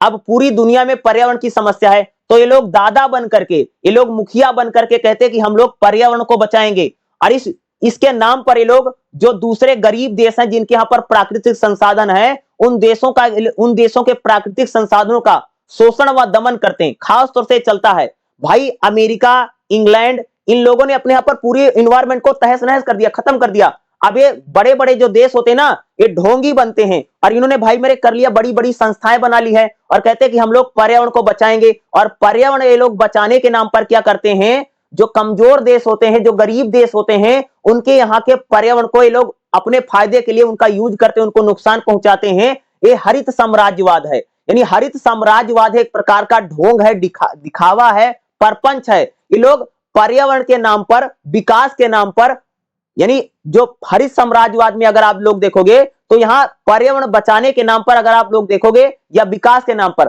पर्यावरण का भाई लोग क्या करते हैं, शोषण व दमन करते हैं। दूसरा, संसाधनों पर नियंत्रण की राजनीति, जैव विविधता के नाम पर अगर आप देखेंगे तो पूरी दुनिया में बड़ी बड़ी अंतरराष्ट्रीय कंपनियां जैसे यूनाइटेड नेशन है, यूएनओ है, ये लोग जो बड़े बड़े लोग होते हैं, लोग क्या करते हैं भाई मेरे, ये लोग बड़े बड़े जैव विविधता के नाम पर, पर्यावरण के नाम पर, कह सकते हैं ये लोग जो छोटे देश, जो गरीब देश होते हैं, उन पर बहुत सारे कानून बना देते हैं ताकि भाई उनके प्राकृतिक संसाधनों का दोहन कर सके। यही भाई बताता है पारिस्थितिक साम्राज्यवाद है। कार्बन राजनीति और जलवायु असमानता, जिसे अगर आप लोग देखोगे भाई पूरी दुनिया में कार्बन का उत्कर्षण, कार्बन बढ़ रहा है। दूसरा, अगर आप देखेंगे पूरी दुनिया में अगर आप लोग देखोगे तो भाई जलवायु परिवर्तन यानी क्लाइमेट चेंज की समस्या है। जो अमीर देश हैं, एक बात बताए भाई मेरे, पूरी दुनिया में जो प्रदूषण फैला किसने किया है भाई, बड़े देशों ने किया, अमीर देशों ने किया है। गरीब देश तो इसमें थे नहीं। तो भाई अमीर देशों ने अपने पर्यावरण का नुकसान पहुंचाया और अपने पर्यावरण को पूरी तरह से खराब कर दिया, और इसका भुक्तभोगी भोग कौन रहा है, गरीब देश बेचारे भोग रहे हैं। ठीक है, इससे जलवायु परिवर्तन हो रहा ना भाई। अमीर देशों ने, कह सकते हैं अमेरिका है, जापान है, फ्रांस है, जर्मनी है और चाइना है, इन देशों ने कह सकते हैं कि अपने पर्यावरण को इतना नुकसान पहुंचाया है कि जो गरीब देश हैं उनके पर्यावरण भी भाई पूरी तरह से खराब हो गए हैं। ये क्या है, यही पारिस्थितिक साम्राज्यवाद है कि भाई अमीर आदमी ने अपना तो घर तहस नहस कर लिया अपने विकास के लिए, अपने डेवलपमेंट के लिए, और उसका मार गरीबों पर पड़ रही है। अब उनके पास पर्यावरण बचा नहीं है तो भाई किसी प्रकार से दुनिया भर के साम दाम दंड भेद करके गरीब देशों के ऊपर अपना कब्जा जमा लेते हैं और उनके प्राकृतिक संसाधनों का दोहन कर रहा है। यही होता भाई मेरे पारिस्थितिक साम्राज्यवाद, यही है। बहु अंतरराष्ट्रीय कंपनियां अगर आप लोग देखोगे, जैसे बीज है, जल है, बहुत बड़ी बड़ी जो कंपनियां होती, कॉर्पोरेट कंपनियां होती हैं, ये लोग पर्यावरण बचाने के नाम पर क्या करती हैं, ये लोग पर्यावरण को ही नुकसान पहुंचाती। क्योंकि बड़ी बड़ी जो कंपनियां है तो भाई ब्रिटेन की है, अमेरिका की है, चाइना की है, बड़ी बड़ी कंपनियां, कह सकते हो अगर आप लोग पर्यावरण बचाने के नाम पर, ये लोग गरीब जो देश होते हैं जिनके वहां पर इन्वायरमेंट बचा हुआ है, उनको डेवलप, यानी उनको कह सकते हैं एक प्रकार से डेवलपमेंट के नाम पर उनके यहाँ प्राकृतिक संसाधनों का शोषण दमन करती है। इसे हम बोलेंगे भाई पारिस्थितिक साम्राज्यवाद यही है। ज्ञान और नीति का सर्वोच्च, जो पश्चिम के देश हैं, अगर आप लोग जैसे अमेरिका है, जर्मनी है, फ्रांस है, भाई ये सारे जो देश है ना, इन्होंने भाई वैज्ञानिक ज्ञान को बहुत ज्यादा मान्यता दी है और इन लोगों ने, कह सकते पर्यावरण को कोई महत्व नहीं दिया है। इसलिए अगर आप देखेंगे तो खासतौर से जो पूरी दुनिया में जो विकसित देश हैं, जो बड़े बड़े देश हैं, उनके यहाँ पर पर्यावरण बचा नहीं है, बल्कि जो विकासशील देश हैं, जो गरीब देश हैं, उनके यहाँ पर भाई पर्यावरण बचा हुआ है। और बड़े बड़े देश जो है, गरीब देशों के यहाँ, गरीब जो देश है भाई, उनके यहाँ पर जो पर्यावरण बचा हुआ उसका शोषण दमन करने की में बेचारा लगा हुआ। हरित साम्राज्यवाद की आलोचना क्या है भाई, हरित जो साम्राज्यवाद है ये विकास के नाम पर पर्यावरण को नुकसान पहुंचाता है। हरित साम्राज्यवाद जो है, कह सकते हैं विकास के नाम पर, डेवलपमेंट के नाम पर पर्यावरण का भैया शोषण दमन करता है। ये लोग विकास के नाम पर गरीब देशों की पर्यावरण को नुकसान पहुंचाते हैं। दूसरा, ये लोग ऐसी नीतियां बनाते हैं, पर्यावरण को संकट में दिखा करके ये लोग क्या करते हैं, गरीब देशों के जो नेचुरल रिसोर्स है, पर्यावरण है, उस पर बोझा डालते हैं। दूसरा, सामाजिक अन्याय भी है। हरित जो साम्राज्यवाद है वो खास तौर से गरीब देश और विकासशील देशों के लिए नहीं है, बल्कि कह सकते अमीर देशों ने, कह सकते एक प्रकार से ढोंग करके पर्यावरण बचाने के नाम पर, ये जो गरीब देश हैं या कह सकते ऐसे देश जहां पर पर्यावरण बहुत ज्यादा है, वो लोग उनके इन्वायरमेंट का नुकसान पहुंचाने का भाई ये प्रयास कर रहे हैं। कोई सामाजिक न्याय नहीं है हरित साम्राज्यवाद। भारत में पारिस्थितिक साम्राज्यवाद, हरित साम्राज्यवाद का, जब भाई मेरे भारत को अंग्रेजों ने गुलाम बनाया और अंग्रेजों ने, कह सकते भारत में तमाम वनों को काट करके यहां पर बांध बनाए, और भारत में जब जंगलों को काटा गया भाई भारत भी तो अंग्रेजों का गुलाम लंबे समय तक रहा है, हमारा देश सबको पता भाई ना। हम लोग भी तो अंग्रेजों को गुलाम रहे, और अंग्रेज भी भाई हमारे यहाँ पर पेड़ों को काटते थे। ये भी तो एक प्रकार का हरित साम्राज्यवाद था भाई। अंग्रेजों ने भारत में बीटी बीज, पेंट कानून, कई सारे कानून बना करके अंग्रेजों ने भारत के प्राकृतिक संसाधनों का शोषण किया, दमन किया ना भाई। हमारे बहुत सारे जंगलों को अंग्रेजों ने काट डाला, दुनिया भर के पता नहीं कैसे कैसे कानून लाता था। तो ये भी एक प्रकार का क्या था भाई मेरे, हरित साम्राज्यवाद। जैसे आप सबको पता होगा जो चिपको आंदोलन है भाई, चिपको आंदोलन में तो अंग्रेजों ने कह सकते पूरे जंगल को काट रहे थे, तो हमारे भारतीय लोगों ने भाई पेड़ों को बचाने के लिए चिपको आंदोलन किया। नर्मदा पर जिस प्रकार से बांध बनाया जा रहा था, इसका विरोध कह सकते भारत के लोगों ने किया। तो ये चीज बताता कि जो विदेशी लोग होता है, जब आपका देश गुलाम है और आप पर कोई विदेशी सरकार या विदेशी सत्ता है, तो भाई वो आपके पर्यावरण को नुकसान जरूर पहुंचाएगी। और भारत में भी अगर आप देखेंगे तो भारत लंबे समय तक जो अंग्रेजों का गुलाम रहा, अंग्रेजों ने भी कह सकते हमारे यहाँ पर भाई मेरे पेड़ों को काटा, जंगलों को काटा, नदियों को नुकसान पहुंचाया, वो सिर्फ अपना लाभ पाना चाहते थे ना। यही है भाई मेरे पारिस्थितिक साम्राज्यवाद, यही है भाई मेरे हरित साम्राज्यवाद। निष्कर्ष कैसे लिखेंगे? पारिस्थितिक साम्राज्यवाद यह बताता है कि पर्यावरण संरक्षण जो है बिल्कुल क्लियर नहीं है। जब संरक्षण, समानता, जिम्मेदारी, भाई पर्यावरण को अगर आपको बचाना है तो सबको जिम्मेदारी के साथ आगे आना पड़ेगा।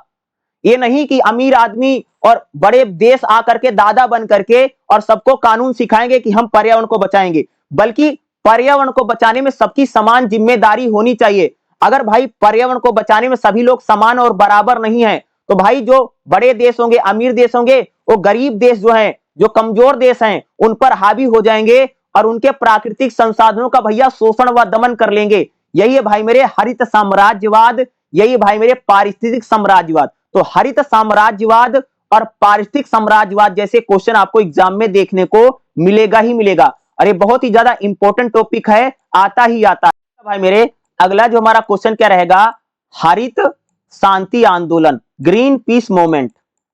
दो आंदोलनों को मैं आपको पढ़ाऊंगा। पहला जो आंदोलन पढ़ेंगे भाई मेरे क्या रहेगा, ग्रीन पीस मूवमेंट, इसको हिंदी में बोला जाता है हरित शांति आंदोलन। और दूसरा एक आंदोलन मैं आपको पढ़ाऊंगा साइलेंट वैली आंदोलन, क्योंकि यही दो आंदोलन ज्यादातर एग्जाम में पूछे गए। देखिएगा, पर्यावरण संरक्षण के नाम पर 20वीं शताब्दी में बहुत सारे आंदोलन हुए, जिसमें हरित शांति आंदोलन अंतरराष्ट्रीय लेवल पर हुआ था, बल्कि जो साइलेंट वैली आंदोलन है यह भारत में सबसे बड़ा पर्यावरणीय आंदोलन है। दोनों आंदोलन जो थे वो पर्यावरण बचाने के नाम पर किए गए थे। हरित शांति आंदोलन को हम क्या कहते हैं भाई, ग्रीन पीस आंदोलन कहा जाता है। जो हरित शांति आंदोलन है, हरित शांति आंदोलन की शुरुआत 1971 में कनाडा में हुई थी। क्या भाई मेरे, जो ग्रीन पीस आंदोलन, इसको हिंदी में हरित शांति आंदोलन बोलते हैं, और हरित जो शांति आंदोलन था 1971 में कनाडा में हुआ। और जो हरित शांति आंदोलन था यह परमाणु को लेकर के, पर्यावरण को लेकर के, प्रदूषण को लेकर के और प्राकृतिक संसाधनों के विनाश का विरोध करने के लिए किया गया था। जो हरित शांति आंदोलन है, इसमें गैर सरकारी ये जो आंदोलन था, इसमें प्राइवेट सेक्टर के लोगों ने और एक अहिंसक आंदोलन किया गया था। हरित जो शांति आंदोलन था, इसका उद्देश्य क्या था? हरित जो शांति आंदोलन था भाई मेरे, अगर उसके उद्देश्यों की बात करें तो परमाणु हथियारों को कम किया जाए, या परमाणु हथियारों के विरोध में हरित शांति आंदोलन हुआ। जलवायु परिवर्तन को लेकर के हरित शांति आंदोलन हुआ। जंगल यानी वनों को लेकर के, महासागरों को लेकर के और जैव विविधता यानी बायोडाइवर्सिटी को बचाने को लेकर के हरित शांति आंदोलन था। उद्योग धंधों का जो प्रदूषण है, उद्योग धंधों से जो जल प्रदूषण होता है, जो ध्वनि प्रदूषण होता है, इसके विरोध में हरित शांति आंदोलन हुआ। पर्यावरण बचाने के नाम पर और पर्यावरण और विकास को बढ़ावा देने के नाम पर हरित शांति आंदोलन था। हरित शांति आंदोलन कैसे हुआ? एक अहिंसक आंदोलन था, कोई हिंसा नहीं हुई। हरित शांति आंदोलन, हरित शांति आंदोलन में क्या भाई, जनता को जागरूक किया गया, जनता भी पर्यावरण के प्रति जागरूक हो। वैज्ञानिक रिपोर्ट के आधार पर हरित शांति आंदोलन। और हरित जो शांति आंदोलन था, ये अंतरराष्ट्रीय आंदोलन था, जिसमें जनता जो थी उसने बढ़ चढ़ करके भाग लिया। हरित शांति आंदोलन का महत्व क्या है? हरित जो शांति आंदोलन था, एक वैश्विक, पूरी दुनिया में इन पर्यावरण का सबसे बड़ा आंदोलन हरित शांति आंदोलन, जिसको ग्रीन पीस आंदोलन बोलते हैं। सरकार और बहुत सारी अंतरराष्ट्रीय कंपनियों पर इस आंदोलन का प्रभाव पड़ा, और बाद में कह सकते पर्यावरण को लेकर के और हरित राजनीति को लेकर के इसमें बहुत ज्यादा बदलाव भी है हरित शांति आंदोलन से। अगला भाई एक आंदोलन भाई मेरे, उसका नाम है साइलेंट वैली आंदोलन। साइलेंट वैली आंदोलन जो है भारत में हुआ है। कहां पर हुआ भाई मेरे? भारत में। हरित शांति आंदोलन तो कनाडा में हुआ था भाई मेरे, लेकिन कह सकते जो साइलेंट वैली आंदोलन है ये कहां हुआ भाई मेरे? भारत में हुआ है। साइलेंट वैली जो आंदोलन है ना, ये क्या है? ये साइलेंट वैली कहां है भाई? साइलेंट वैली इसको, ठीक है, साइलेंट वैली जो है ये कह सकते हो कि भाई मेरे एक केरल में है। केरल में एक सदाबहार वन क्षेत्र है, उसी को साइलेंट वैली बोलते हैं। 1970 में कह सकते, 1970 में जो था ना, केरल में जो साइलेंट वैली जगह है, यहां पर इंदिरा गांधी की सरकार ने भाई मेरे बिजली की परियोजना लगाने के लिए प्रस्ताव रखा। ठीक है, तो बिजली के लिए यानी हाइड्रो इलेक्ट्रिक परियोजना लगनी थी। इंदिरा गांधी की सरकार 1970-71 में अगर आप देखें, इंदिरा गांधी एक भाई विद्युत परियोजना जो है वो साइलेंट वैली जगह है जहां पर बहुत जंगल वंगल है, वहां पर बिजली की एक इलेक्ट्रिक यानी बिजली बनाने के लिए एक परियोजना लगाने का प्लान आया। तो इसका भाई मेरे बहुत ज्यादा विरोध हुआ था। आंदोलन का कारण क्या था जो साइलेंट वैली आंदोलन हुआ? साइलेंट वैली आंदोलन क्यों हुआ? देखो भाई, जहां पर ये बिजली परियोजना लगनी थी ना, वहां पर बहुत ज्यादा जंगल था और बहुत ज्यादा जीव जंतु थे, और बिजली की परियोजना लगने से भाई जंगलों को काटना पड़ता, जीव जंतु हटते, जैव विविधता को भारी नुकसान होता, इसलिए साइलेंट वैली आंदोलन हुआ। पारिस्थितिक संतुलन, पर्यावरण को भाई मेरे इससे बहुत खतरा होता। साइलेंट वैली में बिजली की परियोजना लगने के लिए पेड़ों को काटना पड़ता, जंगलों को साफ करना पड़ता, और पेड़ों और जंगलों को साफ करने से पर्यावरण को नुकसान होता है। इसलिए भाई मेरे कह सकते 1971 में साइलेंट वैली आंदोलन केरल में हुआ। ठीक है, और इस आंदोलन का स्वरूप क्या था? बहुत सारे वैज्ञानिकों ने, पर्यावरण बचाने वालों ने और बहुत सारे लोगों ने इस आंदोलन में भाग लिया, विरोध किया। केरल की एक परिषद है, केरल के लोगों ने कह सकते हो कि इस आंदोलन में महत्वपूर्ण भूमिका निभाई। यह आंदोलन शांतिपूर्ण था, इसमें वैज्ञानिकों ने, आम जनता ने खूब भाग लिया। साइलेंट वैली आंदोलन का रिजल्ट क्या निकला? 1983 में इंदिरा गांधी ने, कह सकते हो इंदिरा गांधी की सरकार ने साइलेंट वैली में जो विद्युत परियोजना लगनी थी उसको कैंसिल कर दिया गया, और 1985 में जो साइलेंट वैली इसको बोलते हैं भाई मेरे हिंदी में शांत घाटी बोलते, याद रखना, साइलेंट वैली को हिंदी में शांत घाटी कहा जाता है, याद रखिएगा जो बता रहा हूं। तो भाई साइलेंट वैली जो शांत घाटी है, इसको इंदिरा गांधी की सरकार ने बाद में इसको राष्ट्रीय उद्यान घोषित कर दिया। और इसका महत्व क्या था भाई? साइलेंट वैली आंदोलन का महत्व, इसने भारत में पर्यावरण को लेकर के बहुत ज्यादा चेतना का विकास किया। भारत में विकास और पर्यावरण को लेकर के नई बहस शुरू हुई साइलेंट वैली आंदोलन से। यह आंदोलन भारत में पर्यावरण के लिए बचाने के लिए एक मील का पत्थर साबित हुआ। तो भाई मेरे एग्जाम में आपके लिए साइलेंट वैली आंदोलन, हरित शांति आंदोलन और एक आंदोलन और है चिपको आंदोलन, ये 3 आंदोलन मैं बता रहा हूं, इसमें से आपको एक आंदोलन एग्जाम में 100% देखने को मिलेगा ही मिलेगा, याद रखिएगा। और जितने मैं क्वेश्चन करवा रहा हूं ये सारे क्वेश्चन आपको एग्जाम में करके जाना ही जाना है, ठीक।